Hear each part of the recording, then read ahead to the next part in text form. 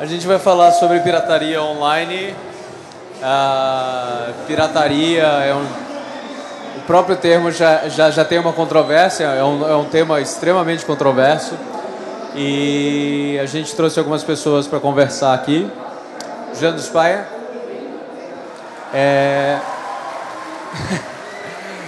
O Pablo Miyazawa e o Alexandre Nagaki. Enfim, são pessoas que eu já gosto de ler em seus respectivos veículos no blog. O Jânio Spayer organizou um livrinho também, né, sobre internet. Tem várias pessoas legais que foram convidadas. O Pablo Miyazawa é editor da Rolling Stone. Além de ser editor de Rolling Stone, um dos caras com os textos mais legais. Como ele vive no mundo da música, da mídia, dos grandes caras da indústria do entretenimento, certamente tem um input legal sobre a questão da pirataria. E a gente tem também o Inagaki, que como ele não está aqui, não sei o que ele está fazendo aqui. O Inagaki, ele convidou a gente, ele é um dos organizadores, ele organiza todo tipo de conversa. A gente discute filosofia grega, essas coisas assim, nas horas vagas. E, bom, vamos começar a discussão. Eu queria fazer essa discussão de uma maneira um pouco diferente. Eu acho que todo mundo aqui, como estava na apresentação do assunto, atire o primeiro mouse quem nunca baixou nada. Acho que todo mundo aqui já baixou alguma coisa, já teve torrent, Usenet, Napster, enfim. Não vamos discutir a questão de quem faz e quem não faz. Vamos discutir o impacto disso na vida de todo mundo. Queria começar conversando... Queria começar falando com o Juliano. Queria que você me falasse do que você acha... qual que é o impacto da pirataria na música, nos artistas independentes? Eu sei que ele vai falar, eu quero que o Miyazawa fale um pouco também, mas eu queria que você falasse um pouco assim de como uma dessas perguntas como é a pirataria no sentido de divulgação. Você acha que funciona? Você também colocou um livro disponível de graça. Então, Alô, agora sim, beleza. Eu posso mudar a pergunta? Por favor. Substitui música por livro, eu me sinto mais à vontade para responder. Tudo bem, claro, melhor. Então, vou contar rapidamente uma história. Em 2007, saiu um livro que eu escrevi chamado Conectado, impresso, editora, bababá, editora bacana, 3.000 exemplares. Número bom no Brasil. Em geral, sai entre 1 e 2. Então saíram 3.000 exemplares. Ele demorou 3 anos para vender, com uma divulgação oficial, etc. Em 2009, a gente fez o Para Entender a Internet, que a ideia do Para Entender a Internet surgiu da navegação da Wikipédia. Eu falei, eu vou fazer um livro aqui juntando artigos. Já está escrito. Eu vou fazer um livro sobre internet, eu vou na página de internet da Wikipédia, vejo o que está linkando ali, escolho quais são os temas que eu acho bacana e dou um tapa na redação. Daí eu não tinha tempo, resolvi fazer uma coisa ainda mais fácil, que é ir na Campus Party, e fui convidando. O Inagaki aqui escreveu sobre escrever, né? Sobre texto para a internet. Eu ia encontrando os caras que nem o Inagaki, conhecidos, bambambãs, bababá, e falava, escreve sobre a coisa que você mais sabe. Ficou pronto em 45 dias, inclusive capa, etc. Eu anunciei pelo blog no sábado, o lançamento foi no Twitter na terça-feira, todo mundo apareceu virtualmente, e em 4 dias ele tinha tido 5.000 downloads, que era quase o dobro do número de livros editados, né? Então, eu acho que o problema da pirataria, daí respondendo a questão, é uma transição aí de modelo de negócio. Em algum momento esse negócio se equaciona, porque, por exemplo, o livro, nesse momento, as pessoas tentam ainda vender o livro, né? E você compra o livro é essa coisa que depende do intermediário, que é o livreiro, né? A banca de jornal, ou o cara que tem uma livraria. Por que eu não posso dar esse livro e vender o patrocínio? Que é o que a televisão faz hoje. Quer dizer, eu corto intermediário, eu corto custos, eu ofereço um livro super legal que gente que está estudando quer aprender, divido essa produção entre várias pessoas. É o modelo, para entender a internet, vocês procuram aí no Google. Tem, sei lá, 35 pessoas, ótimos autores, todos eles, né, cabeças de rede que podem redistribuir o produto. Por que eu não posso adicionar aí, como faz a televisão há 50 anos, um patrocinador? Eu vou ter a possibilidade da rede para distribuir esse conteúdo, as pessoas já ajudam, todo mundo que é interessado ajuda a distribuir, e eu exponho isso daí, não tenho gasto de distribuir, não tenho gasto de imprimir, que a internet já imprimiu, e eu posso ganhar ainda dinheiro com isso. Então, para mim, é isso. Acho que a pirataria é o coice de quem está na indústria antiga. Bom, eu vou dar um contra-exemplo. Eu sou da indústria antiga. Estou escrevendo um livro, fui contratado por uma editora grande que tem os maiores best-sellers.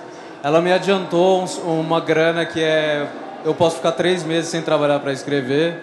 Me deu a oportunidade de comprar. Eu li 35 livros até agora para escrever o meu. Eu não conseguiria escrever o que eu consegui escrever até agora e consegui. Algumas pessoas aqui estavam na outra palestra. O tipo de pesquisa, se eu não tivesse 4 meses sem trabalhar. Hoje, isso só é possível por causa das grandes. São poucas, mas esse é o modelo. Fora que ainda tem uma questão do alcance. O livro do Steve Jobs vendeu 200 mil exemplares físicos no Brasil e vendeu 6 mil e-books, cópias digitais. As pessoas no Brasil ainda leem no papel, então a distribuição ainda, se você quiser, se a questão é o alcance, você ainda precisa de livro. É claro que se o modelo for, eu preciso do livro para divulgar o meu pensamento, para dar palestra, para fazer outras coisas, muda um pouco de figura. Mas o livro ou a obra, ela precisa de uma grana para ser financiada. A não ser que seja um romance, etc. Mas especialmente o livro de não ficção, o exemplo lá fora, você não faz isso um negócio de qualidade, numa editora grande, se você não for muito bem remunerado para isso. Concordo com você. Com a editora você não faz mesmo. Aliás, o seu exemplo é o pior exemplo de todos. Porque isso não acontece no Brasil nunca. Ou seja, o cara receber dinheiro para escrever... Não, eu estou dizendo que você é a exceção da exceção, né? O que você tem aí no Brasil é um monte de livro que fica dentro das cabeceiras aí dos caras que escrevem. Alguns até bons, mas não mercadologicamente menos interessantes. E que ficam guardados. Agora, o que eu estou falando enquanto exemplo aqui é de um livro que remunera. Não é o livro para o cara ganhar prestígio, é o livro contratado. Mas aí eu queria jogar a questão para o Miyazawa. Esse modelo de a publicidade bancar, né? Como é na TV hoje, como são nos grandes sites, à exceção da Folha, e a seção de 350 grandes sites lá fora que estão criando paywall, etc. Você acha que o modelo de você colocar a publicidade no vídeo do YouTube ou no Spotify com publicidade, você acha que a publicidade bancar o produto cultural é um modelo viável? Posso falar em nome de um produtor de revista. Eu faço revista, trabalho em revista e... é inviável fazer revista, todo mundo sabe, sem não a ajuda, assim, mas sem o anunciante. Assim, a gente não depende de venda de Mas você consegue, sem a venda, sem o preço da capa, você consegue também? Se eu fosse depender apenas da venda em banca, a conta não fecha. Claro, a conta não fecha, mas você consegue prescindir do preço de banca? Também não. Assim, hoje em dia é muito cruel. Se você é um produtor de conteúdo, você, de alguma forma, você não consegue depender apenas da recepção do público diante do seu conteúdo. A gente sabe disso. Eu não me considero escravo da publicidade como editor. Eu sou jornalista e o mercado publicitário, quer dizer, a publicidade influencia muito pouco ou nada o conteúdo da Rolling Stone. Mas a gente depende do resultado publicitário para a revista continuar como um negócio viável, um negócio eficiente. Então, seria muita, digamos... É irreal hoje pensar em algum modelo de negócio em que não envolva alguém bancando, algum player bancando o negócio para ele funcionar. mas eu espero que a publicidade se envolva cada vez menos em conteúdo, se interfira cada vez menos no editorial. Assim, é a nossa expectativa. Mas você vê o gasto com publicidade aumentando? Vou fazer na verdade, meu papel aqui é fazer o advogado diabo em tudo. Não necessariamente, é que eu quero levantar algumas questões que eu acho que são importantes. Um dia os publicitários, tem vários aqui, eles vão sacar que ninguém clica em banner. Um dia eles vão entender isso. Outro dia eles vão ver que não adianta, você é da Rolling Stone, você fala para a agência, nosso público é AB, homem 18-35, blá blá blá. Quando o cara tem no Facebook exatamente essas pessoas por 1/30 do preço, isso não é, eu não estou chutando, é o preço real. Até que ponto você acha que a mídia, a publicidade vai ser enganada, desculpa, assim, anunciando na TV que cada vez menos as pessoas veem, elas veem baixado, com TiVo, etc. Elas veem com adblock. Quanto mais alfabetizado é um cara de internet, menos publicidade ele vê. Você não acha que você acha que confiar na publicidade para sempre como financiador de produto cultural é um modelo viável? Não, não é. E a gente sente que o share, ou seja, quanto a publicidade investe em cada segmento, televisão é praticamente intocável. O share da televisão não muda. O do impresso cai a cada ano. O da internet, aos poucos, substitui o share do impresso. Ou seja, a gente está vendo a internet crescer, só que o tamanho da televisão não diminui aos olhos da publicidade. Aí, tudo é reservado para a televisão, a maior parte das verbas. A gente sente isso e a gente acompanha, eu acompanho de perto o quanto é investido no nosso meio, sinto que está diminuindo e eu não sei em que momento vai chegar que esse share vai ser tão pequeno que não vai mais valer a pena lançar uma revista. A gente escuta sobre o fim do meio impresso, que as pessoas não vão mais comprar revista há muito tempo. Eu trabalho com revista há 13 anos, 14 anos já. Eu escuto isso desde que eu comecei. Revista vai acabar porque as pessoas vão parar de ler, porque a internet, não sei o quê. Esse número diminui a cada momento. Você pega o número de venda de qualquer revista nos anos 90, 2000, pega agora. A gente está falando de... A gente vende hoje 10, 20% do que era vendido há 10 anos, sem dúvida alguma. Mas ainda é um produto viável, ainda é comercialmente interessante, ainda tem gente interessada em ler. A pergunta é, até quando? Eu acho que tem muito mais a ver com o aspecto geracional. O quanto a nova geração de leitores quer consumir um produto de papel, o quanto eles querem consumir por outros meios, porque deixar de ler, ninguém vai deixar de ler. Eu acho que a gente está falando aqui de evolução de formato, muito mais do que uma dependência ou não da publicidade, assim. Acho que o produto revista vai continuar sendo possível enquanto tiver gente querendo ler em revista. Daí a publicidade vai continuar investindo nela, e não é o caminho contrário. Nagaki, eu vou deixar você falar também. Quando a gente pensou, você até me perguntou para eu sugerir algumas pessoas para vir aqui debater. Eu falei assim, chama o Vado, que é um artista que eu gosto bastante, foi bastante... O disco dele teve em todas as listas de melhores discos, e uma entrevista famosa dele diz que em 2012 eu vou virar funcionário público. Não dá dinheiro esse lance de fazer música. Pois é, e aí eu lembrei do caso do Beto Cupertino, que é vocalista dos Wagners, que também me deu uma entrevista também no passado dizendo que, cara, estava trabalhando como funcionário público e realmente estava difícil se manter só com música. Agora, você tem várias bandas independentes no Brasil, a maioria, eu diria, que disponibiliza o disco gratuitamente na internet. Eu acho que não tem nem uma questão de pirataria mais. Eles nem consideram ganhar dinheiro vendendo com disco. De novo, você acha que isso é um modelo sustentável? Você acha que está dando certo? As pessoas estão indo mais em show? Cara, é porque tem a história de que, no final das contas, o mais importante para uma banda é que tenha música conhecida para conseguir fechar shows. No final das contas, pelo menos do meu ponto de vista, o que viabiliza a produção cultural é essa história de você procurar tentar vender seu trabalho sem intermediários. Com a internet, esse processo facilita muito. Na conversa que a gente teve, citei, por exemplo, Dance of Days, que é uma banda que consegue fazer shows, consegue viver só de música através de todo o trabalho que eles fazem de divulgação na internet. Você encontra casos como o Teatro Mágico, você encontra você encontra exemplos significativos de bandas que estão explorando essa história de você divulgar massivamente seu trabalho na internet para conseguir fechar show em qualquer lugar. Mas alguém fora das majors está enriquecendo, assim? Viveu, eu sei de alguns exemplos, mas grana, for real?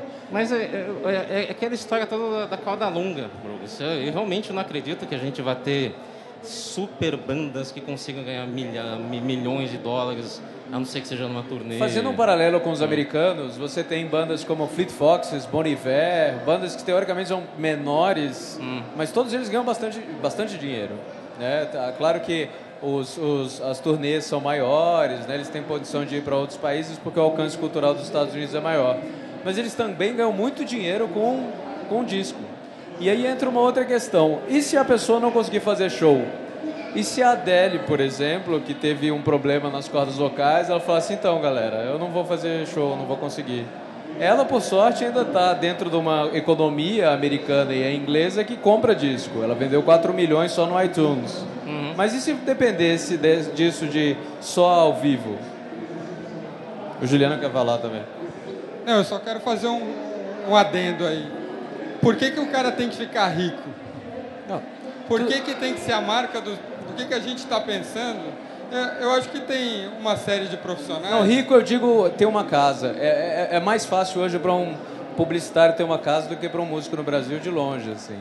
E eu acho que os músicos estão empobrecendo na média. Eu não tenho essa informação. O meu único comentário era esse, assim, que a gente fica pensando que o sujeito, para dar certo, ele precisa ser Adele, ou ele precisa vender horrores. Acho que o sujeito, para dar certo, ele precisa ser o que ele espera dar certo, né? Eu acho que o Inagaki não quer ser, sei lá, o PC Siqueira, e o PC Siqueira não quer ser o Inagaki. Eu acho que são pessoas que fazem escolhas de vida, né, em relação a quanto eles querem dar deles mesmos, o quanto eles querem expor deles mesmos e quanto eles querem tirar disso, né? Mas então o que você está me dizendo é quando um pai falar para o filho, desiste de ser cantor que não vai dar dinheiro, o pai tem razão. Não, eu estou falando, eu acho que o sujeito vai falar assim, olha filho, você quer mesmo estudar música? É o sonho da sua vida fazer esse negócio? Porque você não precisa ser, é diferente no jogador de futebol, né? O jogador de futebol, ele acerta ou ele erra, eu acho, né? Ou ele ganha 50 milhões, ou ele ganha 500 reais, né? Eu acho... O reserva da Ponte Preta ganha 4.500, é um salário um pouco bom. Por aí. Mas quantas pontes pretas tem por aí, né? Suficiente. Mais ou menos. Acho que são 20 times só na Série A, por exemplo. Se você for pegar até a média salarial de jogadores de futebol, não chega a 2 salários mínimos, cara.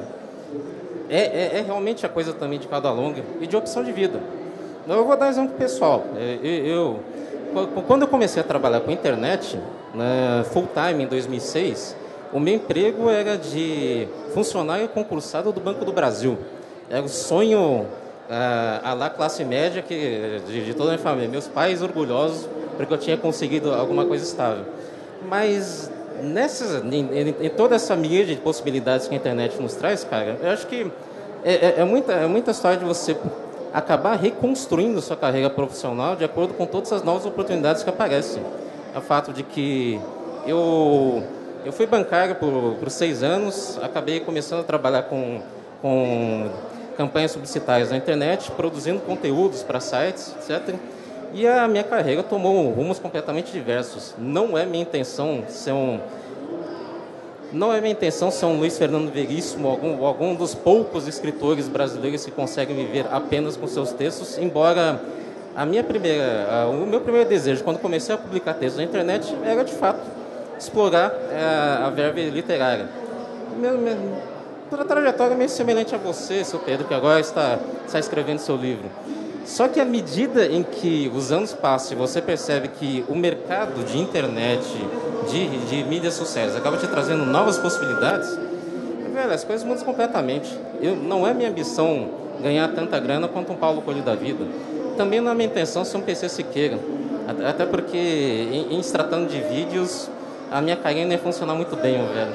Mas eu acho que o legal de todo esse cenário é a possibilidade de você construir sua marca pessoal e e mudar toda a sua trajetória. É a coisa da autopublicação, é a coisa de você pegar pessoas que estão produzindo vídeos no YouTube, criando blogs e transformando toda essa produção em redes sociais em uma nova atividade profissional. Só que o interessante no Brasil é que, salvo raríssimas exceções, todos eles têm o desejo de acabar nas majors. O cara é um hit no YouTube, mas PC Siqueira vai pra MTV. O outro cara é um hit no blog, vai ser roteirista do Saturday Night Live. O cara tem um hit no YouTube numa banda, mas ele assina com a EMI. Ainda a grana, e não estou dizendo grana, falando grana, ainda tá fora. Não, só é porque a grana média que o Google paga por publicidade está baixando. Então as pessoas viver com publicidade de YouTube, etc e tal, é cada vez menor. A gente tem, eu sou editor de uma rede de blogs enorme, o Gizmodo, o Kotaku, o Jalopnik, a grana do Google Ads é minúscula. Não é viável trabalhar. E, de novo, eu acho que a publicidade não é para sempre. Agora, uma pergunta para o Miyazawa que eu acho importante. Vários críticos da questão da pirataria dizem que a gente pode culpar os filmes horrorosos da questão da pirataria. Deixa eu explicar. Se você for pegar as 30 maiores bilheterias dos últimos anos, 18 são sequências. É melhor Harry Potter 2, 3, 4, 5, remake de herói, junção de herói, etc. São as maiores bilheterias. Cada vez mais os estúdios estão buscando menos risco. Você acha que a questão da pirataria, de alguma forma, afeta a questão criativa? Era exatamente isso que eu ia me meter aqui. Na questão da música, eu acho que isso é muito mais aparente do que na indústria do cinema ou mesmo na indústria literária. Me parece que na música, a pirataria tem uma influência na qualidade do que vem. Assim, eu sou um fruto dos anos 80, anos 90. Nos anos 90, a gente viveu, quem gosta de rock, viveu um momento em que a gente encontrava mais grupos, mais artistas novos que a gente podia consumir. É uma época muito rica, criativa, e muitas dessas bandas eram consideradas independentes, eram consideradas pequenas, tal, mas elas existiam, a gente ficava sabendo delas por conta da existência de uma máquina, né? A MTV, gravadoras, revistas, assim, não existia internet para nos informar, não tinha boca a boca, e no máximo tinha uma cena underground por meio de fanzines e tudo mais. Se não houvesse a máquina, a gente não saberia dessas bandas, e por conta disso elas não aconteceriam, elas não se tornariam o que era. O Nirvana não ia ser o Nirvana se as pessoas não soubessem que o Nirvana, se os consumidores de música não soubessem que o Nirvana existia, não só porque o Nirvana era bom. Então, a gente tem hoje uma diluição dessa qualidade, digamos assim. O enfraquecimento da indústria cultural, das grandes engrenagens, as gravadoras, as revistas, as emissoras de TV, você tem um enfraquecimento desse tipo de divulgação. Os artistas pequenos precisam desse tipo de divulgação, eles precisam de um fortalecimento. Você não consegue gerar um Nirvana, você não consegue gerar, comparando com o que estão falando, os Beatles, por que não surge uma coisa como os Beatles ou como os Stones, que eram coisas muito bem arquitetadas e funcionavam de acordo com a indústria vigente. Hoje, digamos, a gente tem uma indústria, só que ela é muito mais fraca. A gente tem um circuito alternativo que não tem as estruturas do mercado para ajudar. Eu considero isso totalmente relacionado ao fato da gente não ter banda de rock que presta. Da diminuição, assim, eu não consegui colocar uma... A Rolling Stone não coloca banda de rock na capa, banda nova. A gente se apoia nos antigos, porque as pessoas querem ler sobre os antigos. Se eu coloco uma banda nova, não vai vender nada. A banda mais nova que eu coloquei na capa da Rolling Stone foi o Foo Fighters, que é uma banda que tem 17, 18 anos. Que é uma banda da pré-era da internet. Mas aí não tem a ver também que as pessoas mais velhas que se acostumariam, elas têm o costume de pagar por isso também? Eu acho que também. Mas assim, quem disse que o fato de todo mundo conseguir baixar tudo, consumir tudo de graça, de certos artistas não estarem sendo remunerados e não terem uma estrutura desde o começo, quantos Nirvanas a gente está deixando de conhecer? Porque não tem o empurrão necessário para acontecer. Mas assim, é lógico, é muito fácil culpar o jeito que as coisas são para a falta de qualidade das coisas. Não tem qualidade porque não tem dinheiro e tal. Uhum. Não, mas eu acho que a gente deve estar perdendo muita coisa. O fato de eu não ter uma banda de rock que preste para colocar na capa da revista, eu acho que é um reflexo. Eu olho para a música brasileira e falo assim, mas quem é o artista de rock brasileiro que vai agradar, que vai vender e que vai manter a reputação da revista, que vai ser legal para mim, que os meus leitores de rock clássico vão curtir? Eu não consigo, porque eu não tenho esse cara. Porque as pessoas não pagam, não sei, não se forma artista novo, bom, eu não sei. Porque essa é a próxima pergunta. Por que as pessoas não pagam? Há um tempo você poderia ter a desculpa de que era mais difícil. De fato, quando o Napster surgiu, e em 18 meses ele conseguiu 30 milhões de usuários, você não tinha as músicas disponíveis para você comprar facilmente. O Napster abriu uma janela para o mundo, para muita gente.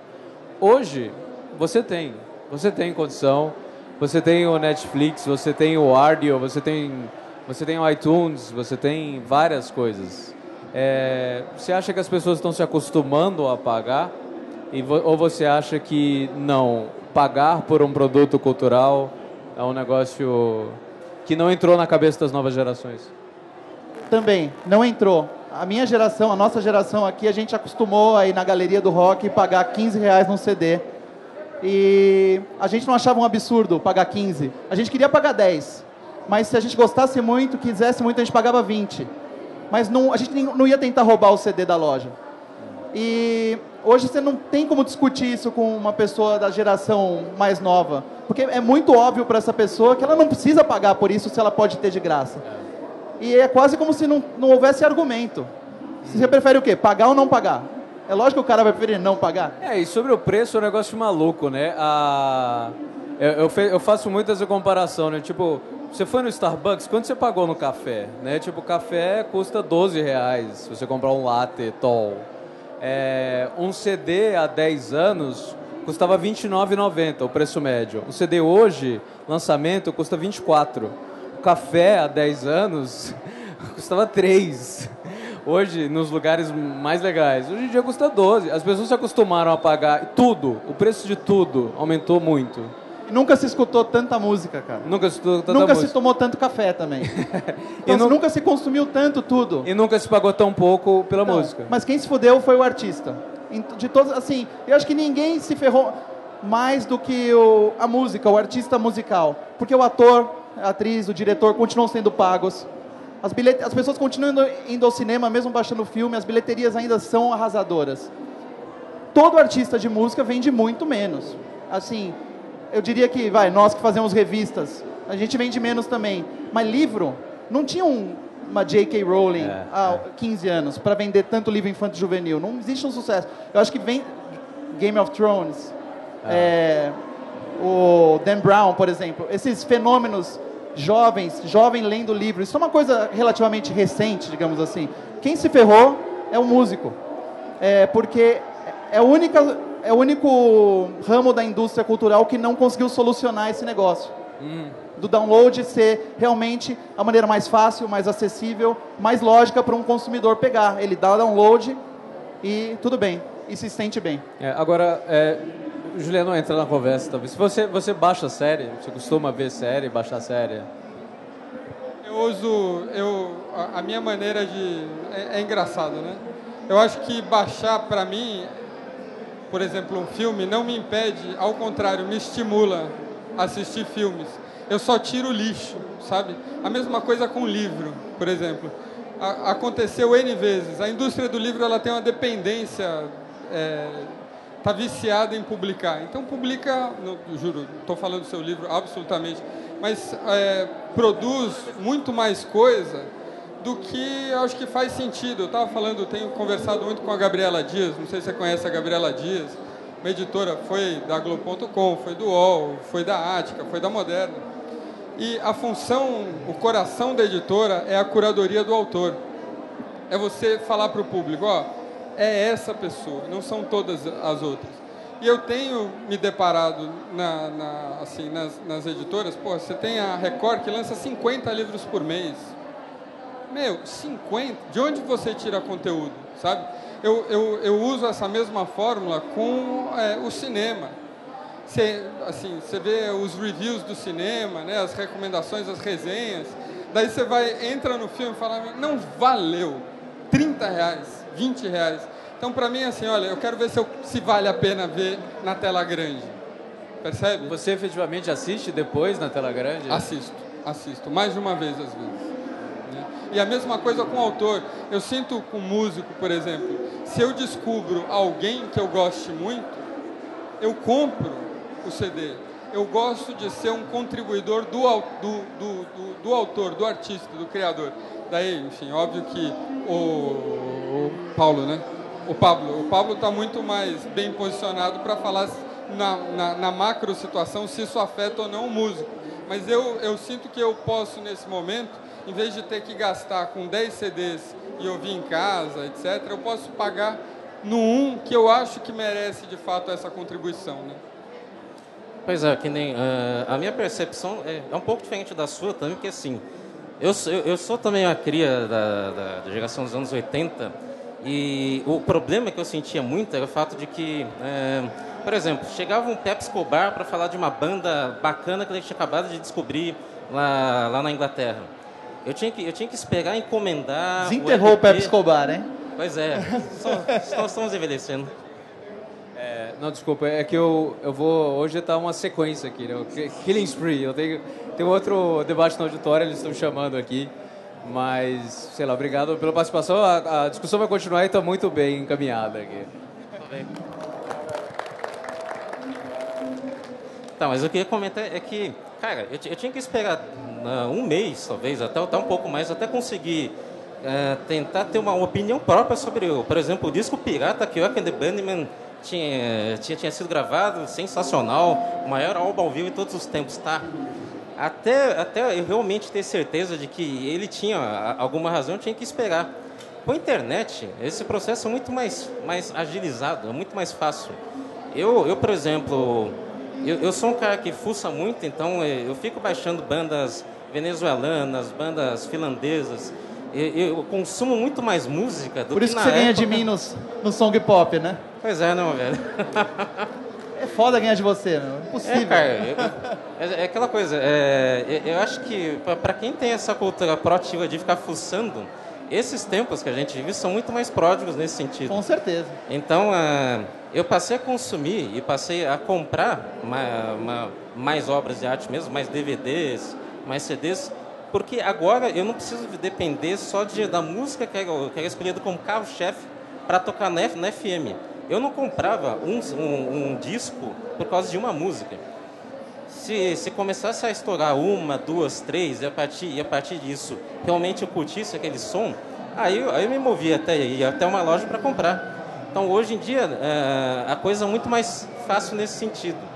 E mesmo na história de você comprar um ingresso de show para ver essa banda ao vivo, me estimula muito mais, por exemplo, sei lá, pega uma banda tipo Mofo, que lançou, aquela banda lagoana que lançou o terceiro álbum deles agora. Se dependesse de FM, se dependesse da indústria musical, só na base da curiosidade nata, do tipo ir até mostra de cinema para ver um filme alemão com legendas em sânscrito pela mera curiosidade de ver se aquilo realmente é interessante.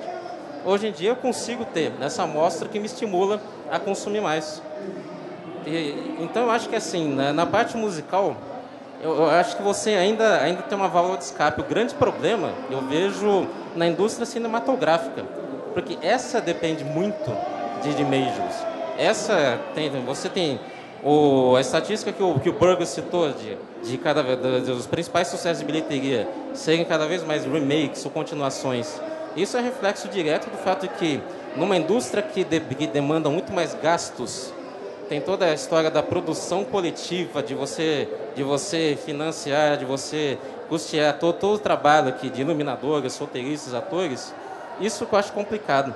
E aí, nessa era digital, eu acho que a indústria audiovisual, a indústria cinematográfica é que mais pena com esses tempos atuais. A indústria cinematográfica sofre da crise criativa que a indústria da música, de certa maneira, sofre. Mas, assim, eu não acho que as pessoas deixam de ir ao cinema porque elas vão baixar o filme apenas. Também é uma questão de hábito, talvez desinteresse. Exemplo, Fernando Meirelles produziu o filme Xingu e semanas depois do lançamento ele declarou que desistiu de fazer qualquer tipo de filme baseado em obra brasileira, como O Grande Sertão Veredas, porque o Xingu tinha sido um fracasso de bilheteria. Que as pessoas não tinha sido o sucesso que ele esperava. Então ele estava muito decepcionado e desistiu e queria fazer outro tipo de filme e tal. As pessoas não deixaram de ver Xingu no cinema porque elas baixaram Xingu. Eu acho que simplesmente por uma falta de interesse pelo tema ou pelo filme mesmo. Né? Assim, a internet não teve nada a ver com isso. Eu pagaria, você vai pagar R$30, as pessoas pagam R$30 para assistir, sei lá, Homem-Aranha 4, o Harry Potter, qualquer porra, mas vai pagar R$30 para assistir o Xingu. Se o Xingu fosse investido, por exemplo, na internet, tivesse feito uma campanha na internet, como qualquer coisa, como se fosse, aquela campanha que a Globo, que os atores globais fizeram de Belo Monte, tivesse feito uma ação assim, pela internet, tenho certeza que teria sido um sucesso, teria atingido mais gente. Agora, fazendo cinema, na moral, quem vê cinema, sabe, quem vai pro cinema vai pra assistir filme famoso, não vai pra assistir filme de cultura. É difícil você ver gente pra ir assistir filme de cultura. Eu acho isso. Esses filmes nasceram pra ter bilheteria menor, né? Eu não sei o que se esperava, na verdade. Só que aí é que tá, quando você fala de divulgação, não pode ser um negócio de as empresas patrocinadoras do filme, elas vão enfiar aquilo na sua goela. O pessoal tem que gostar, o negócio tem que ser interessante. Exato, então se o negócio... Agora aí escambou. Mas falando, assim, desculpa, do ponto de vista da música, a gente está falando da indústria do cinema, do ponto de vista da música, eu concordo que a internet é a melhor ferramenta, o melhor meio que podia ter surgido para difusão. Assim, talvez não para criatividade, mas para difusão. Com certeza tudo é mais ágil, mais fácil, é tudo muito mais próximo, se você pode acessar.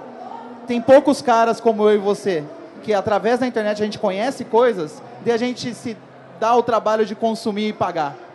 Eu acho que eu não descarto a internet, obviamente, para conhecer o mundo inteiro, para conhecer mais bandas, para difundir bandas que jamais teriam chance de estar nas rádios ou na televisão.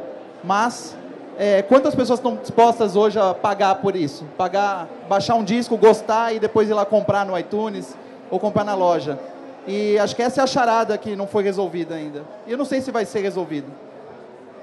Assim, o que eu vejo, assim, na minha visão, porque eu baixo muita coisa, assim, então, o que eu baixo pelo seguinte motivo. Eu gosto muito de seriado americano e muita coisa não chega aqui ou chega atrasado e isso me incomoda. Então, esse é o motivo de eu baixar os seriados. Eu queria saber se vocês não acham que essa falta do conteúdo que vem ou essa falta de disponibilidade tão fácil assim não promove essa pirataria. Sacou? Porque, por exemplo, assisto assim, a série, aí eu gostei da música que tocou e tal, vou atrás do nome, aí quando eu procuro, ou pago no iTunes e eu não posso comprar com a minha conta, porque é brasileira, ou eu baixo, entendeu? Então eu queria saber como que vocês veem esse negócio de, tipo, não está disponível para eu comprar, entendeu? E assim, outra coisa que eu vejo, altos blogs, alguma coisa assim, eles têm um negócio de doação. Doe quanto você quiser para ajudar a gente a pagar o host ou alguma coisa assim.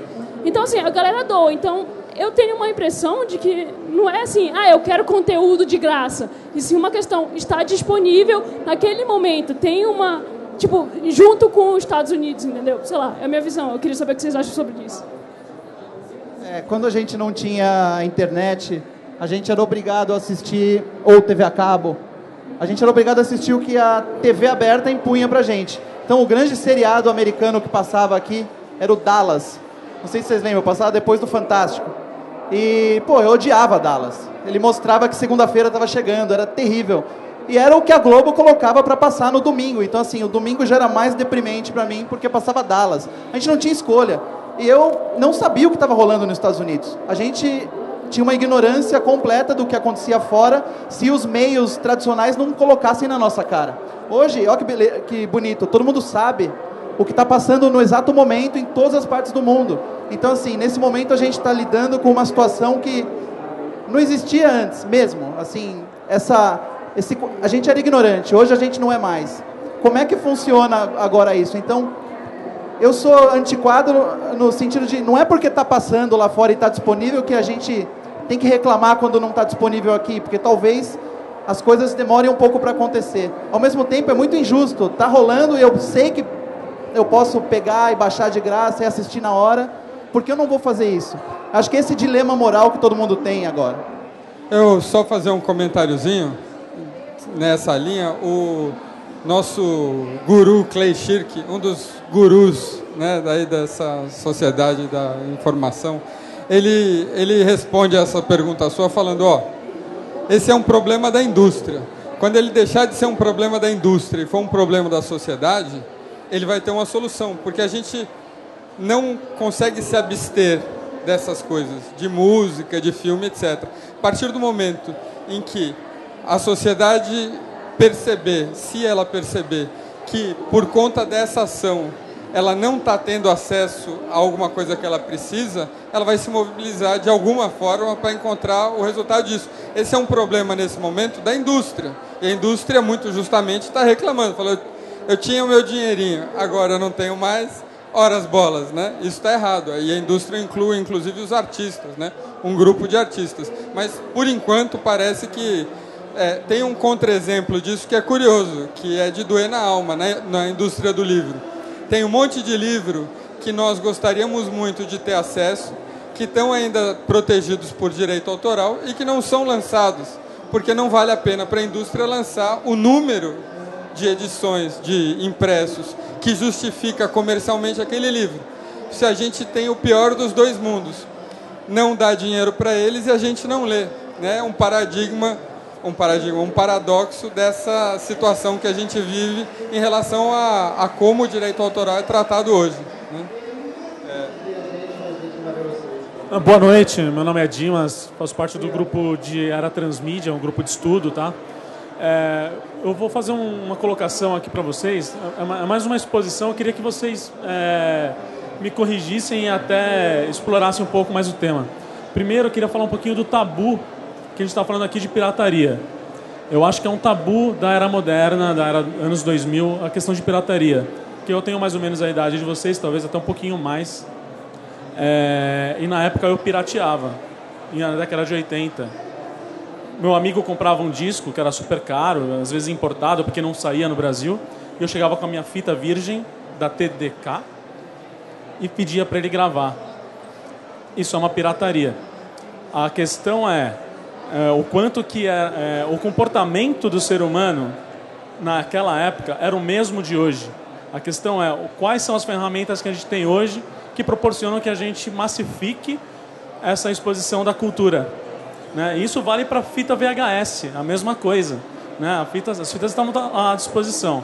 Então, primeiro, eu acredito que o comportamento é o mesmo. O que muda é o que o Juliano acabou de falar, né? O Clay Shirky é perfeito nisso. Ele coloca a questão do comportamento acima das caixinhas que a gente cria.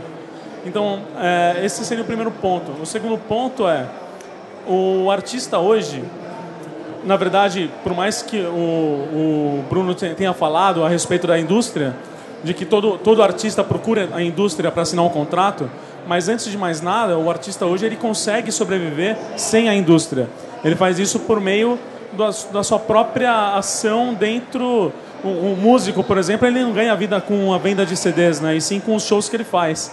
Então, acredito que existe uma mudança aí de valores, de defesa em cima de uma indústria que, na verdade, tem que começar a pensar conforme o público que está atuando, né?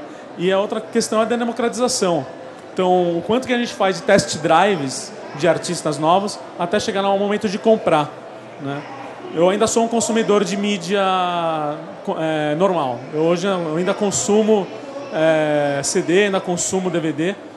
Ainda não faço as coisas via on-demand, né? Então, eu acho que ainda estou dentro daquele mercado anterior ainda, né? Alô? Primeira coisa é que o Burgos citou, por exemplo, os blogueiros que estão trabalhando no Saturday Night Live. Mas eu tava conversando, inclusive, ontem mesmo com o Rodrigo Fernandes, que agora tem um blog Jacaré Banguela e também está trabalhando como roteirista lá. O que o Rodrigo estava me comentando é que, apesar de estar trabalhando em TV, e foi sempre um sonho, até para crescimento profissional dele, ele não sequer se cogita a ideia de deixar de lado o blog, até porque é o canal pessoal dele. No final das contas, é a Rede Globo dele. É o próprio veículo de mídia no qual ele tem toda a liberdade de pauta e de execução de todos os projetos dele. Então é um pensamento que assim é muito está muito já arraigado na mente desse pessoal que está trabalhando atualmente com produção de conteúdos em vlogs, etc. De estar trabalhando em mídia tradicional, mas sem deixar de lado de modo algum os seus trabalhos que fizeram com que eles se consagrassem. A história de Felipe Neto, que está no Multishow, está no Esporte Espetacular, mas continua produzindo seus vídeos e agora está investindo na produtora de vídeos para a YouTube, que é a Parafernália, ou do próprio PCCQ, que continua trabalhando na MTV. Então, um ponto é que, no final das contas, a internet serve como trampolim para você chegar à indústria, mas, ao mesmo tempo, você não quer deixar de lado tudo que você já construiu, a sua plateia que você acabou conseguindo adquirir com todas as suas atividades. Com relação à história de pirataria, internet nada mais é do que megafone da vida offline. Então, do mesmo modo que nos anos 80, eu também ficava com fita cassete engatilhada toda vez que tocavam músicas na FM, eu torcendo para o locutor não soltar uma vinheta enquanto eu estava gravando minha música favorita.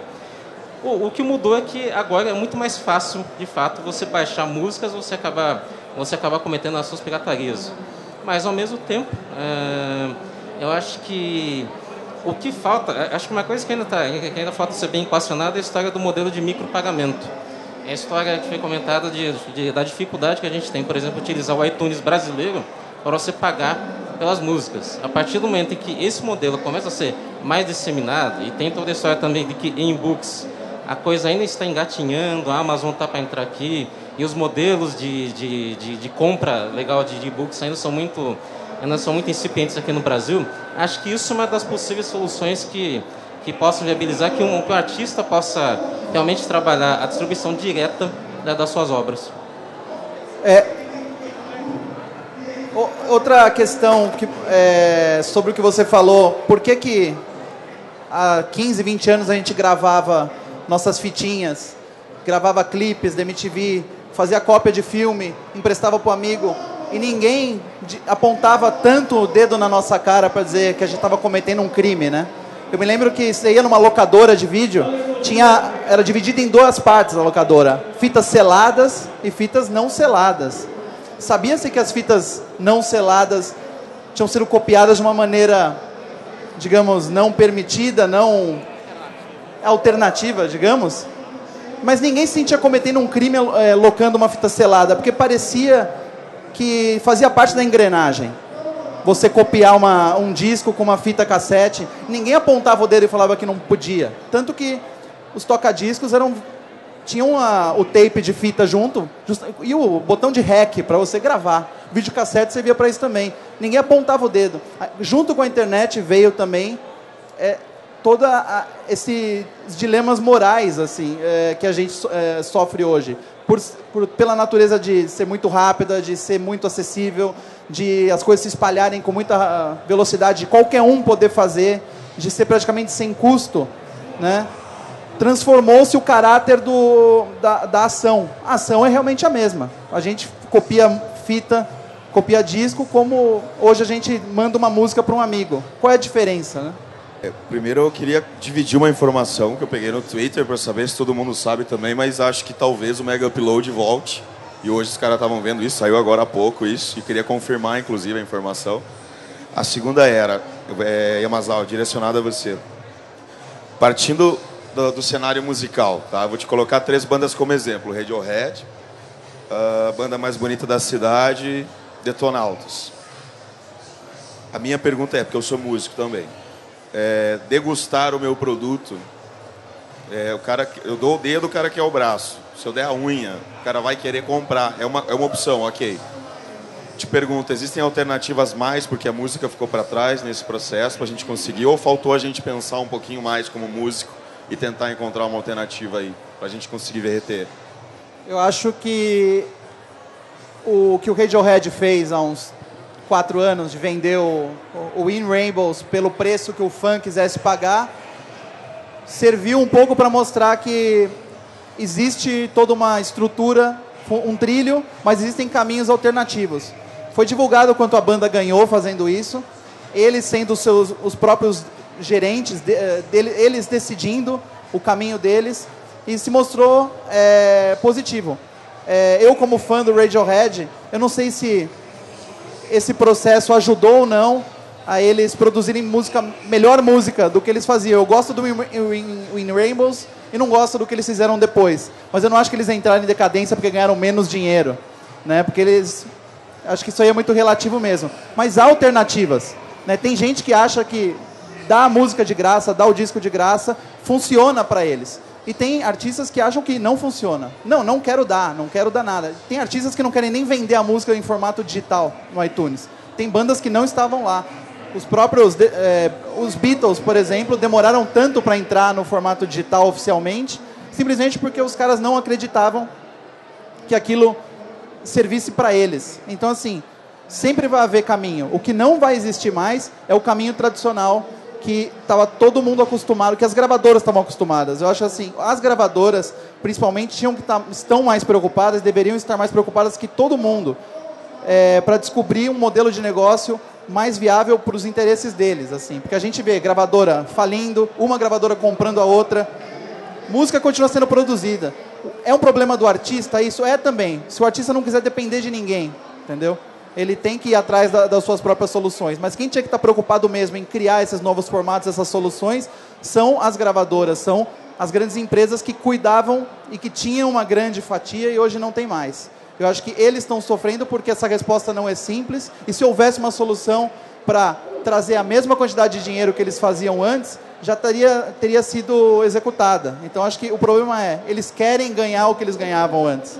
E ninguém vai mais ganhar o que ganhava antes. A gente teve uma Lady Gaga no ano passado, a gente teve uma Adele, a gente não teve um monte. Lógico, temos Rihanna, temos outras cantoras e tal, mas nunca mais vai ter um Michael Jackson que vende tanto disco de um mesmo disco. Não vamos ter outra Madonna. E tá tudo conectado nisso aí. Tem outra coisa também. Eu acho que a experiência que o Radiohead fez, você não viu sendo replicada, porque não são todas as bandas que vão poder ter o poder de dizer, olha, pague quanto você quiser. Porque não vai ter muita gente disposta a pagar para uma banda que não tenha chegado ao nível de consagração do Radiohead. Então, mas é o que você comentou, no final das contas você vai ter que encontrar uma solução para cada caso. Banda mais bonita da cidade, acho que ganhou toda a repercussão, primeiro porque eles fizeram um vídeo muito bem produzido, que é uma coisa difícil aqui no Brasil mesmo. Você encontra muitos videoclipes que são emulações de outros modelos consagrados aqui.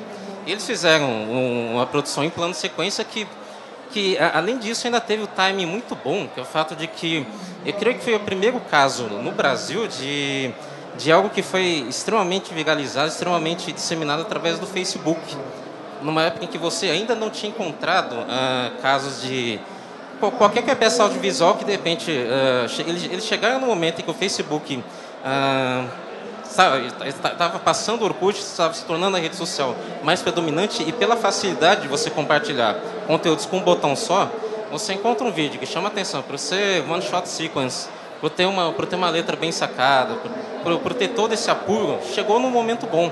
Então é muito coisa de timing também. A história de que a experiência do Radiohead aconteceu naquela época e deu certo porque naquela época rolou. Você não vai encontrar, pensando em redes sociais, por exemplo, você não vai encontrar por causa tipo uma twitteira que usa um scripts feita testada que de repente vai parar no Big Brother, porque simplesmente as coisas acontecem muito rapidamente e você tem que realmente encontrar novos modelos o tempo todo. Eu lembro, por exemplo, que teve uma banda curitibana, Terminal Guadalupe, que foi uma banda que pouco depois que surgiu a experiência do Radiohead, eles tentaram novos formatos de venda. lançar um álbum em pendrive e oferecer a venda direta no site deles.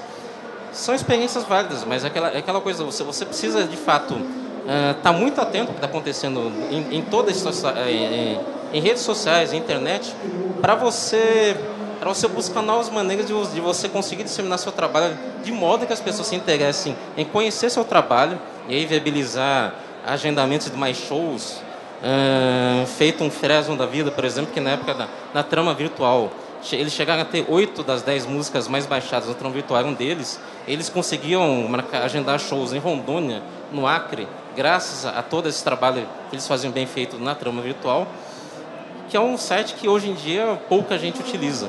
Então é muita questão do timing também. Deixa eu só perguntar, a gente tem quantos minutos mais? 5 minutos? 2 minutos? Então vamos fazer o seguinte... Tem 3 pessoas inscritas para fazer perguntas. Pois é, vamos ter que continuar o papo depois da palestra, mas pelo menos uma última pergunta. Tá, Manda... próxima.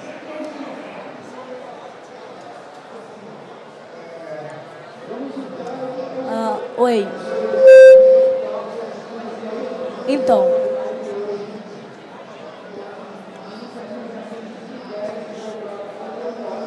Oi. A minha dúvida é o seguinte. Foi falado durante a palestra da questão da pirataria. Hoje é visto que por a gente baixar algo na internet ou tá sempre, por exemplo, gravando alguma coisa, virou pirataria. E eu queria saber de vocês, se por conta de ter nascido muitos cantores, muitas bandas, cada vez mais surgirem mais bandas ainda, e é provável que ainda surja muito mais, se isso não proporciona com que mais para frente, talvez, não sei, ou talvez por ter fechado, por exemplo, a questão de baixar filme pela internet, talvez isso não seja um dos problemas, da questão de sempre estar aparecendo outras bandas, outras músicas, outros cantores, sempre essa questão, entendeu? Se não é algo, talvez, da gente, culturalmente. Deu para entender mais ou menos o que eu quis perguntar? Você quer saber se é ruim ou é bom o fato de surgir um monte de artista novo? Sim, e isso implica a pirataria hoje. Hoje a gente considera baixar filme, por exemplo, algo pirata, entendeu? E antes não, antes a gente gravava, era normal. A gente gravava uma música, pegar uma televisão e baixar, né? Ver na televisão e gravar. Antes era normal, hoje já não é tanto. A palavra pirata acho que sempre foi utilizada para falar de filme em fita, por exemplo. Tinha o filme pirata e o filme original. Só que não existia tanto o problema moral de você assistir uma fita pirata. E eu acho que isso não muda o fato de ser pirataria. Sendo nos anos 80, sendo hoje, é. Agora, a discussão se é certo ou errado, acho que não tem discussão sobre isso. Você está fazendo uma coisa legalmente não é permitida. Agora, o que isso gera, o fato de você poder baixar tudo que você quiser na internet, se isso é bom culturalmente, se você está gerando mais artistas, se você está dando mais voz e mais chance a outros artistas, a novos cineastas, a novos escritores, acho que essa é uma questão que a gente está acompanhando agora, a gente está percebendo. Todo dia surge uma banda nova, uma nova melhor banda da semana, digamos assim, e que é esquecida depois. A gente tem mais acesso às bandas, na real. Existe mais chance de mais bandas surgirem, porque essas bandas estão escutando mais música e tem mais canais para divulgar. Mas assim, quantas dessas bandas realmente são muito boas? Assim, então existe essa questão também. Surge um monte de coisa, mas se você separar o joio do trigo, o que fica ali? Mas ao mesmo tempo, é lógico que eu sou favorável à chance de descobrir novos artistas e é favorável à ferramenta que divulga novos artistas e que dá chance a novos artistas serem ouvidos. Agora, isso não tem nada a ver com qualidade. Isso tem a ver mais com acesso, com possibilidade do consumidor. Tem um teórico americano, o Lessig, que fala sempre... Ele vem falando, né, e não especificamente a área da cultura, mas para todo produto que é trocado, compartilhado na rede, em relação a esse julgamento moral, né? Ele acho que adiciona uma camada de complexidade na hora que a gente vai julgar, porque de fato tem isso que você falou, é proibido por lei, logo você não deve fazer. Mas espera aí, o que é que isso quer dizer de fato? Isso quer dizer que você está fazendo uma contravenção. Quando você luta contra, por exemplo, uma ditadura, você está fazendo uma contravenção também. Não quer dizer que seja errado, né? O Lessig, ele aponta para uma doença que a gente vem vivendo institucional, que é da República está sendo muito menos um instrumento para a expressão da vontade popular e muito mais um instrumento para a expressão da vontade do lobista pagante. Então, ele diz que ele virou um ativista quando, numa determinada situação, ia se expandir em 20 anos a lei de direito autoral, então ia passar de 70 anos para 90 anos, a quantidade de tempo que tinha que passar para uma música ou uma obra cultural em geral se tornar domínio público, e tinha ali depoimentos, desde do Prêmio Nobel de Economia conservador, etc., falando que aquilo era ruim para a economia, ou seja, não só a sociedade estava interessada naquilo, como as eminências intelectuais estavam dizendo que aquilo era ruim, e ainda assim foi aprovado essa lei. Ou seja, por que foi aprovado? Daí ele mostra um número dessas organizações, que todos os caras que votaram a favor disso recebiam 500% a mais de incentivo pago, que não é ilegal, né, dos lobistas. O lobista pode dar dinheiro para o candidato dele, o lobista é cidadão também. E os caras que eram os líderes do lobistas recebiam uma fortuna a mais. Daí você inverte o problema, né? Você está vendo um problema que já é a pessoa que faz a troca, o compartilhamento de música, é a pessoa que de fato está lutando pela preservação da cultura, né? Contra aquele que está lutando para a preservação da indústria. E ele aponta para essa ruptura de interesses entre o interesse da sociedade e o interesse da indústria. O que eu digo sempre sobre essa questão é que minha consciência é minha religião. Eu, por exemplo, se eu gosto do artista, se eu gosto da banda, eu faço questão de remunerá-lo. Por exemplo, eu vi o álbum da Adele quando foi lançado na Inglaterra. Adorei. E fiz questão de... Como a Sony no Brasil não tinha nem prazo para o lançamento do disco no Brasil, eu me encomendei um exemplar na Amazon. E ainda entrei na loja da Adele, comprei um monte de coisa do site oficial dela. Mesma coisa com relação a autores. Eu pego, por exemplo, um ator como o André Dahmer, dos Malvados, que publica quadrinhos. Todos os livros que ele tem lançado eu tenho comprado. Porque eu acho que é a maneira, e acho que a questão realmente é pessoal nesse sentido, de você fazer questão de recompensar um cara que está te produzindo, que está produzindo conteúdo bacana para você, remunerando. Caso contrário, você não consegue viver só de vento, você não consegue viver só de arte, a não ser que você tenha um mecenas. Aí vem toda a história que a gente está comentando da dependência da indústria musical, que para mim, da indústria musical, cinematográfica, cultural, etc. E para mim é cada vez menor, porque você hoje em dia tem a possibilidade de você remunerar diretamente o produtor do conteúdo que você está consumindo e recompensá-lo. Mas, caras, eu vou ter que encerrar aqui o painel, que a gente já está estourado. Obviamente, a discussão é rica, então, se vocês quiserem mandar perguntas, eu sou Alexandre Inagaki, só digitar no Google, eu tenho um blog chamado Pensar Enlouquece. Pense nisso, minha arroba no Twitter é Inagaki. Pablo? O mesmo, se alguém tiver alguma questão, quiser debater, mandar CD, conversar, o e-mail é revista@rollingstone.com.br e o site é rollingstone.com.br. Eu estou no Twitter também, @Pablo Miyazawa, e estamos aí. Obrigado. É isso. Obrigado a todo mundo. Quem quiser seguir a conversa, @Jasper, a gente se fala. Obrigado, viu? Eu não sei como vocês estão aguentando essa barulheira. Valeu, obrigado.